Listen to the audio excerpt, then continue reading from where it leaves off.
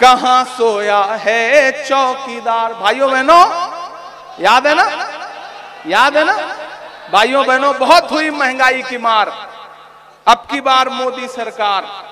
बहुत हुआ, आने से पहले मिला था राहुल गांधी जी से, और कर्नाटक की जीत के बाद मुझे लगा वो बहुत ज्यादा खुश होंगे, तो उन्होंने मुझसे बस एक ही बात कही कि कर्नाटक की जीत अच्छी है, कार्यकर्ताओं को बधाई, लेकिन जब तक दिल्ली नहीं जीतेंगे तब तक जीत अधूरी रहेगी।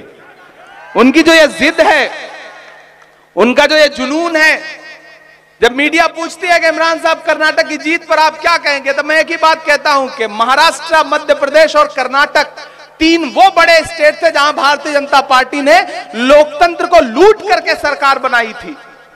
कर्नाटक का रिजल्ट हमारे सामने है, आने वाले दिनों में मध्य प्रदेश का रिजल्ट उससे अच्छा होगा।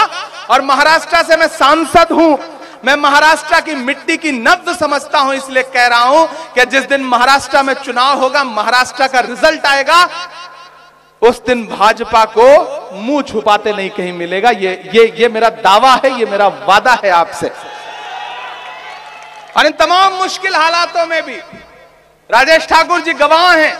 मैं दुबे जी को सुन रहा था, एक बुजुर्ग हमारे सरपरस्त हैं, ये सब गवाह हैं इस बात के कि जब मैं सांसद बन के आया तो हम प्रोटेस्ट कर रहे थे, हम डिटेन कर लिए जाते थे, 7-7 घंटे थाने में डिटेन रहते थे। राहुल गांधी जी 7 घंटे एक दिन डिटेन रहे, क्यों? क्योंकि वो आपके लिए आवाज उठा रहे हैं, वो आपकी महंगाई पर बात करते हैं, वो हिंदू मुसलमान की राजनीति नहीं करते। वो कहते हैं कि बुनियादी सवाल, नरेंद्र मोदी जी ने वादा किया था कि इस देश में हर साल युवाओं को 2 करोड़ नौकरियां दिया जाएगा। 9 साल सरकार के पूरे हुए, अभी कल मैं सरकार से पूछना चाहता हूं, आपके वादे के मुताबिक 9 साल में 18 करोड़ नौकरियां इस देश के युवाओं को देनी चाहिए थी, दी कितनी? जो थी वो भी छीन लिया। खुद तो 20,000 करोड़ का सेंट्रल विस्टा बनवाया और नौजवानों से कह दिया कि आपके लिए अग्निवीर योजना है, 4 साल के लिए मिलिट्री में भर्ती होना, उसके बाद जो मन करे वो करना। आपके लिए उनके दिल में बस इतनी ही जगह है। मैं तो कभी कभी मेरा मन करता है मैं उनसे कहूं कि कहां सोया है चौकीदार, कहां सोया है चौकीदार। भाइयों बहनों याद है ना, याद है ना भाइयों बहनों, बहुत हुई महंगाई की मार, अब की बार मोदी सरकार। बहुत हुआ नारी परवार, अब की बार मोदी सरकार। मैं कभी कभी सोचता हूं कि प्रधानमंत्री जी जब ये अपने नारे खुद किसी दिन सुनते होंगे तब कितना हंसते होंगे, वो उनको कितनी हंसी आती होगी और सोचते होंगे कि बढ़िया मूर्ख बनाया हमने लोगों को। तब मैं उनसे पूछ रहा हूं कि कहां सोया है चौकीदार, कहां सोया है चौकीदार, कहां सोया है चौकीदार, कहां सोया है चौकीदार, कहां सोया है चौकीदार, कहां सोया है चौकीदार। पेट्रोल और डीजल की कीमत रही सेंचुरी मार, कहां सोया है चौकीदार, कहां सोया है चौकीदार।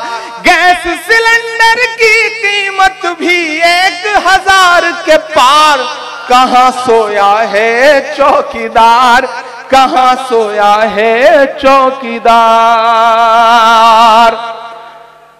कि चाय बेचने वाला पूरा भारत बेच रहा है। मैं नेता के साथ साथ शायर भी हूं तो मुझे थोड़ी छूट है, मैं ये सब बातें कह लेता हूं कि चाय बेचने वाला पूरा भारत बेच रहा है, इसी काम में हासिल उसे महारत बेच रहा है। रेल बिक गई, तेल बिक गया, बिका हवाई अड्डा। पूरे देश में आपको कहीं भी सफर करना हो, आपको किसी भी फ्लाइट में किसी भी एयरलाइंस का टिकट इस समय 15,000 के नीचे नहीं मिलेगा। कहां प्रधानमंत्री जी क्या कहते थे कि हवाई चप्पल पहनने वाला हवाई जहाज में यात्रा करेगा। आज स्थिति है कि आप एक दिन हवाई जहाज में यात्रा कर लो तो जूता उतर जाए, हवाई चप्पल पहनना पड़े। ये हालत लाके छोड़ दी है। वो किसी बड़े व्यक्ति ने एक बात कही थी कि अगर धर्म की शिक्षा लोमड़ी से ली जाएगी तो मुर्गी चुराना पुण्य का काम समझा जाएगा। आपको यह बात समझनी पड़ेगी। यूनान के बादशाह, उस वक्त जब जंग हुई तो महान बादशाह सिकंदर ने यूनान को फतेह कर लिया। जब यूनान को फतेह कर लिया तो उसे सूजा के लौह शहर में देखते हैं, जश्न मनाते हैं। वो जश्न मनाने के लिए शहर की सड़कों पर निकला तो उसने देखा कि पूरा शहर जश्न मना रहा है, लेकिन सड़क के किनारे एक फकीर है, कंबल ओढ़ के सोया हुआ है।